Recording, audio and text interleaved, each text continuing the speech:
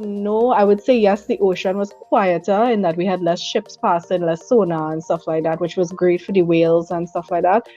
But we didn't do what we were.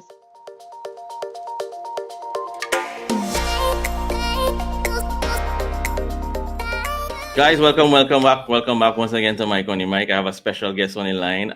What was intriguing to me, I was going through the Facebook portal and I saw this marine mine. I was like, what's this, boy? And then I see like people dressed in mermaid costume and them kind of thing. But the message is very powerful message in terms of conservation. I guess regionally here in Trinidad and internationally too as well. Katrina, for my audience, introduce yourself and let them know what you're about. Hi everyone, greetings from Trinidad and Tobago, wherever in the world you are. I'm Katrina Khan-Roberts, and you can remember me by Hurricane Katrina. So as a child, I always loved mermaids and I always loved marine biology. And as I got older, I realized, studying the environment, studying the ocean, yes, it's all great and good, but the best that we can do for our environment is to share our knowledge. And so that's where Mertrina was born. And yeah, my aim is to educate and share on how you can protect the ocean. And when you say Mertrina, I mean, I saw something in your bio. Let's get some context. What is Mertrina? So I loved swimming, and I used to like to pretend I was a mermaid because I was born literally in the year of the Little Mermaid, 1989. So I could tell all of my age, right? A little too old to be a mermaid, but that's okay. Okay. Dreams come true at any age. So yeah, I was swimming in Tobago and Tobago, and my cousin was like, "Oh my gosh, there's mermaid," and well, my name is Katrina, so Mertrina.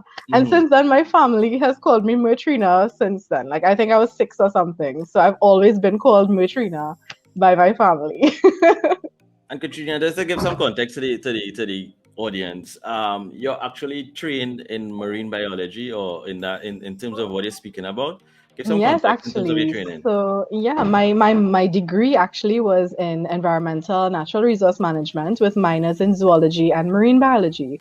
So I am a trained marine biologist, but of course in Trinidad and Tobago, you know that it's very hard to get jobs, far less for somebody in the environmental field. So, I've actually never done work experience as a marine biologist. I've done a lot of volunteer stuff. So yeah, I just try to keep up to date with all the studies because I do a lot of courses and stuff too. And how is important it is, because I saw that you're very serious about the message of conservation and marine life. How important it is to get that message out to the wider public, especially since we're on an island? Exactly. So islands are so vulnerable. And that was one thing I think Trinidadians especially don't have that connection to island life. So like in these Pacific Islands, right? You are so connected to your ocean and to your land. You protect your ocean and your land with your life because you know that you can't survive without it. But in Trinidad, because we have oil and gas, we have a lot of different natural resources. We are a very abundant country. I think that there's a disconnect a lot of the times between us and the environment. And I saw that and I thought, it's so unfortunate because we are so blessed here. So why don't I then turn it into something that I can share with younger people and change that culture throughout, as long as I'm here, I can try to change that culture. And if you're seeing on screen, you're seeing actually the Facebook page that Katrina has, and I'm encouraging you follow the page, and as well as might as well follow Mikeonthemictt, because we try to bring interesting content here on the show. And to those out there, I noticed that you target youngsters in terms of your marketing and how you provide your services. Why is that? I always believe that children are the change for the future because they are the future leaders, decision makers. And I have been volunteering as a youth, advocate. Since I was a youth myself, when I was 19, I joined a lot of youth groups and environmental organizations that are actually regional, not just in Trinidad and Tobago. And I kind of dedicated my life. I found my passion for volunteering and I found so many like-minded young people.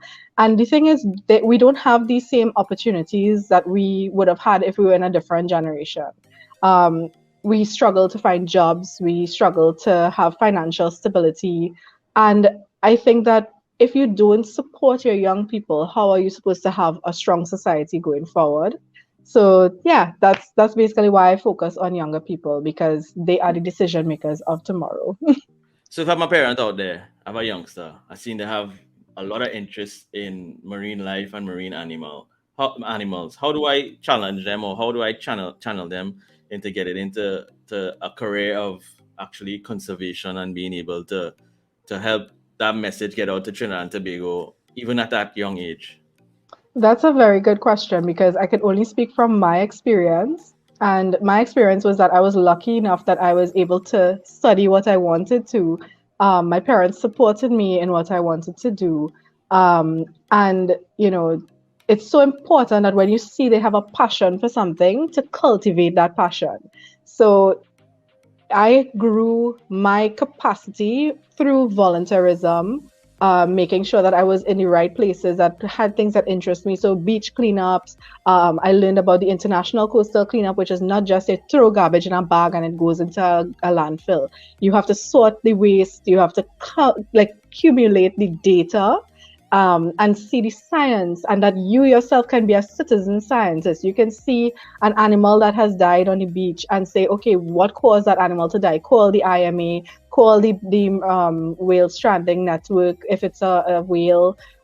There are so many different organizations on the ground in Trinidad that you can volunteer and get information, constantly read, listen to the news, and go out there. And for me, it was hard because I put aside my passions for a long time.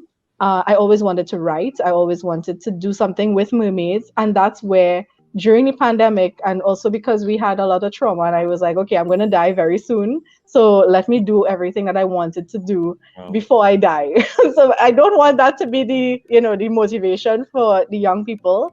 So please, before you reach that point where you're like, okay, if I'm not going to survive longer enough to make my dreams come true, I have to make my dreams come true now. And that's where my books started. That is why I sat down till 4 o'clock in the morning, drafting and writing, figuring out how to self-publish on Amazon so that I could get my books out there, so that even when I am gone, my content that is going to change people if they are interested in it, and help them get the skills that they need to do what they want to do to achieve their dreams. That is all I ever wanted. That's an interesting perspective. So the question that comes to mind is how important it is for youngsters to start thinking about the legacy and what's going to be the footprint left behind. In your opinion, how important is that? It's so important, because at any age that you are at, that is the youngest you're going to be. And the thing is, you have to start now. If you don't start now and you keep putting it off, it may never happen. And you don't want to have the regrets of saying that you could have done something when you should have done it. So like for myself, I always wanted a mermaid tail, right? Why did I have to wait till I was 30 to get a mermaid tail, right? Yeah. And it was just because I put those barriers on myself. So don't put any barriers on yourself. Yes, we have limitations with finances and time and trying to make a living and survive in Trinidad and Tobago. And anywhere really has challenges. So the important thing is to see your challenges, see your opportunities, and just focus on your opportunities and limit your challenges. And if you have a community behind you, then that is the best thing that you could ever have. Make sure and have support. And if you can't find support in somebody else, support yourself. And I see, not just walking the talk, yeah. I mean, not just talking the talk, but you're walking the talk. I see we have on screen here a picture with you with your books in full regalia. Yes. How important it is for you to create that differentiation strategy to say, I want to be different and I want to be Mertrina and own it. How important It was so for you to do that? scary. I can tell you, I only put on. I had the tail for about 5 years, and I only put it on last year, like in public. Okay. Because I was so afraid, because I wanted the focus to be on the education and the books and the character, but I wasn't getting anywhere. Like, yes, I had a newspaper article. Yes, I had, NALIS supported me as a first-time author. I had a lot of support, but it just wasn't getting out into the public. And so I realized, maybe it is that I have to pivot. And the thing is, so my sister is Didi, the Trinidadian, and she is the one who really trailblazed that thing where you capture your academic background and you turn it into something that is creative and that people are going to identify with. So mine is not something that people could just identify with. It's what they say every little girl wanted to be a mermaid at some point. So I'm hoping that I find those little mermaids out there, and then they can then share to their families how to protect the ocean. And I see that you have a DIY camp coming up. Tell the audience more about it. So I partnered with an organization called My Beach, My Water. They're located just between Freeport and Couva. So you can look them up. They do completely eco-friendly products, right?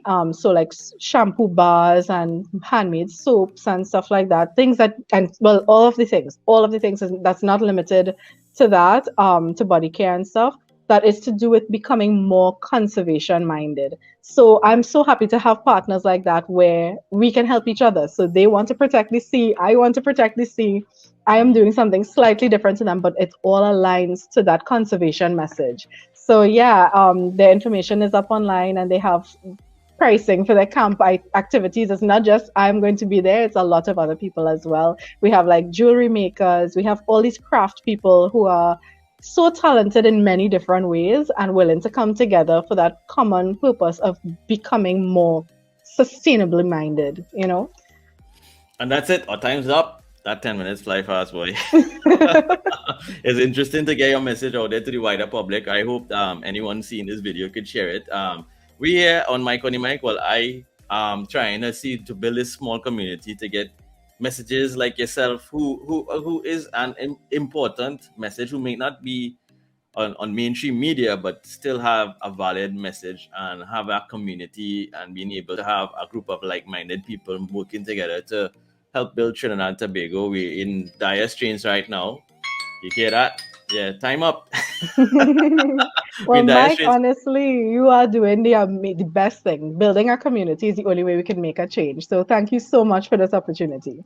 And my final question before we leave. If you had to speak to Trinidadians out there to get them involved in terms of conservation, not just marine life, but conservation and cleaning up the environment, what would you tell them? It's complicated because the environment takes up so many different things. It's the climate, it's the water, it's the waste. We have so much. And Trinidad is doing its best, but I think we still need to lobby our decision makers to make changes to our legislation. And we as people need to understand the legislation and follow the rules. That is what I would say. We need to take up responsibility. Yep. And my final question, because we all know Mike is here, our final question. Did the environment really see, how to say, a reboot during COVID-19? And did, from your perspective, as somebody who's on the ground in Trinidad, did we see that reboot working for us during the pandemic with less human activity? I would have hoped to say yes, but I'm actually going to say no, because the amount of stress that we put on the environment with the plastic pollution, and of course, other things happened that affected the environment in negative ways. We started consuming more energy. We may not have been outside, but we still produced a lot of waste that caused a lot of pollution. So no, I would say yes, the ocean was quieter in that we had less ships passing, less sonar and stuff like that, which was great for the whales and stuff like that. But we didn't do what we were supposed to do, and we did not let the opportunity come where we could have made a positive change to protect our environment. So I would say no, it really was not a respite as far as people could say. That's a good way to end today's interview. You got an extra 2-3 minutes, but I think your message is so important here on Mikeonthemictt. Definitely, guys. The main message here is to start preserving the environment, because we have to leave it for the next generation. Like myself, I have my daughter. I want to see that she understands and live in a Trinidad and Tobago that I grew up in, or even maybe a better one, and that could only happen with your help out there. If you see the video, make sure and share it. Make sure and get into the community and become active. Katrina has her own website. You can follow her on our Facebook page or Instagram page and give us some support. Let's build a better Trinidad and Tobago here on Mikeonthemictt. Take care, guys.